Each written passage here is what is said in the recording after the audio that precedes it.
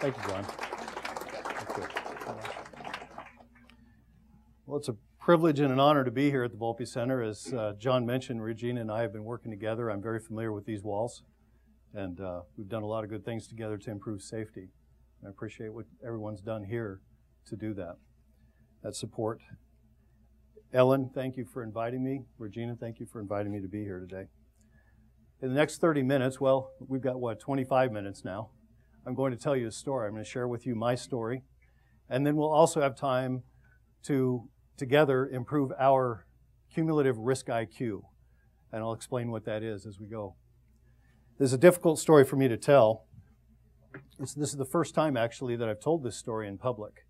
It's in the book, but this story is hopefully going to give everyone here and everyone out there a feel for what it's like to make safety decisions, to understand. I get a lot of questions about how do you weigh a safety decision? How do you measure a safety investment?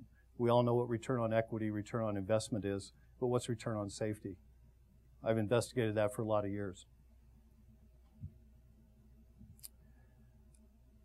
I think I'll start my story a little bit with a little bit more in-depth background other than Inspector Gadget. But I think the reason they called me Inspector Gadget is since I was a young boy, whenever I got a new toy, I would just tear it apart. I couldn't wait to take it apart and figure out what made it work. I just had that in me from the time I was born. I also had a passion for aviation. I've loved aviation since I was a very young man.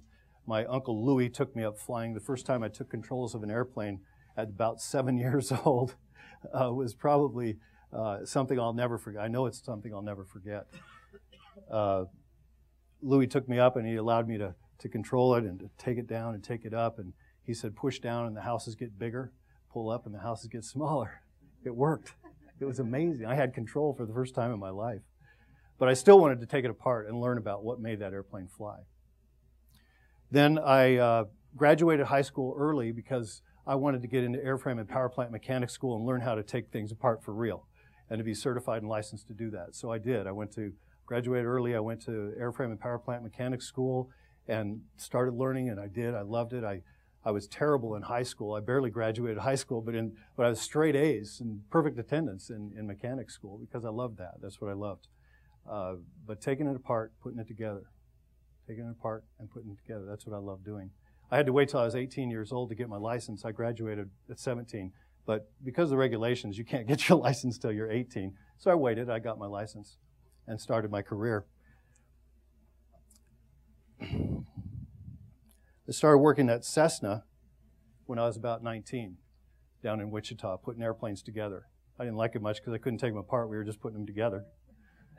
But Cessna was a good experience for me. But by the time I was 24, I was the director of maintenance and senior director at Air Methods Incorporated, which was at the time a fairly small company. Now it's one of the largest helicopter companies in the world.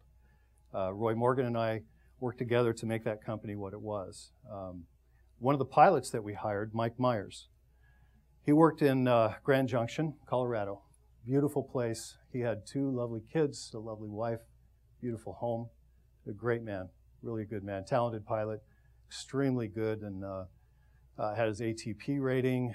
All of our pilots at Air Methods had ATP ratings. We purchased the best helicopters. Emergency medical helicopter business is not an easy thing to do. We wanted to make sure that we had all the best equipment.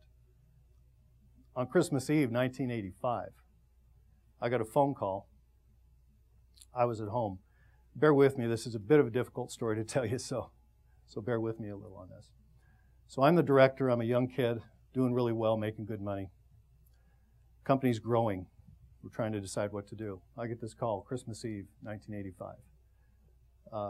Mike Myers had been dispatched with 2 flight nurses from Grand Junction to the Four Corners area. There was a premature baby there. That a pregnant mother was going to deliver prematurely. The 2 flight nurses went there. They flew there. It was a cold, cold night. It was very late at night, midnight or so. They landed there. Everything was fine. They delivered the baby. Everybody's happy and everything's well. Mike went back out, warmed the helicopter up. The flight nurses loaded into the helicopter and packed all their gear. They put all their gear into it. Mike went out and assessed what was going on. There was a little bit of icing here and there. It was cold. It was winter. It's in the mountains. He went to take off As he did, he lifted off directly into the wind, which is the right thing to do as you're lifting off in a helicopter. But just as he did, the wind changed. The wind came out from behind him instead of in front of him. Helicopters don't fly well that way. They started descending. As much as he pulled, as much power as he gave it, there was nothing Mike could do. He was drifting down the highway. Right over the highway's power line. About this time, Mike's going 70 or 80 miles an hour, trying to get enough lift to get going forward. It wasn't happening. He hits the power line.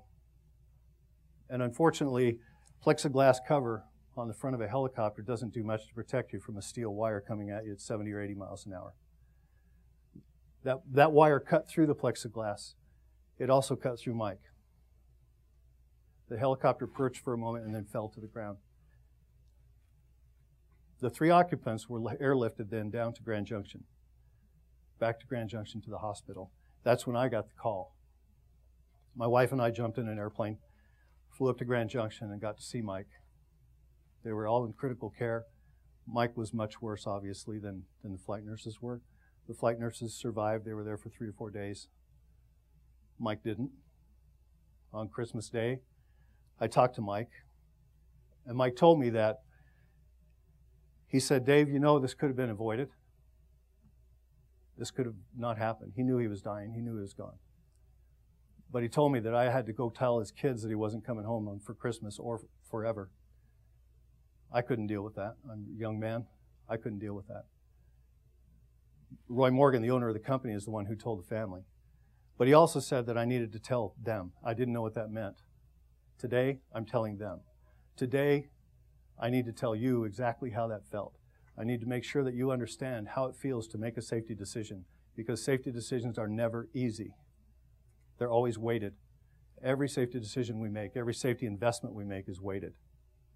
You have to weigh a safety decision against jobs, people's lives, their livelihood, lives against livelihood. And that's the story that I wanted to convey to you today. I want to reach a new part of consciousness inside of your heads.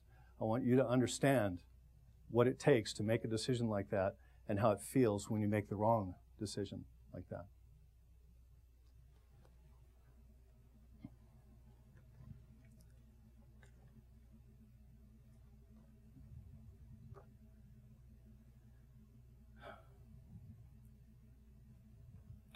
That decision was 9,393 days ago. I know that because I count them. I count those days. Every day I wake up in the morning, I look at myself in the mirror and I ask myself, am I going to kill somebody today? Or am I going to make a decision that's going to put somebody in the hospital? When I cross the street, I think, well, I might be hit by a car, but what if that guy swerves and hits somebody else? I'm passionate about it. I think about it all the time. I'm super hypercritically vigilant about it. And how I've dealt with it is to think about it. Think about what was I thinking? Think about thinking. I did a lot of thinking about thinking. And what was I thinking? I don't know. But it's exciting now to have sat down after leaving the FAA 3 or 4 years ago and had the opportunity to start this company and to work on catastrophes. We work, Soucie helps with catastrophes, whether it's hurricanes, disasters, airplane accidents, whatever it might be, any kind of catastrophe situation. We help the insurance companies, we help the victims, things like that. It's a fairly new company, but it's been a great opportunity to feel like I can actually do something about it. I did feel like I did a lot about it when I was with the FAA. We put some infrastructure, some things in place over the last 10 or 12 years that didn't exist before. And I think with Volpe's help, it's really allowed the safety inspectors to have the tools that they need to do their jobs much better. So after all that thinking, I took it apart. I took it all apart, and I want to put it back together. So I started putting it back together. I'm going to share with you now what risk IQ is and what it means.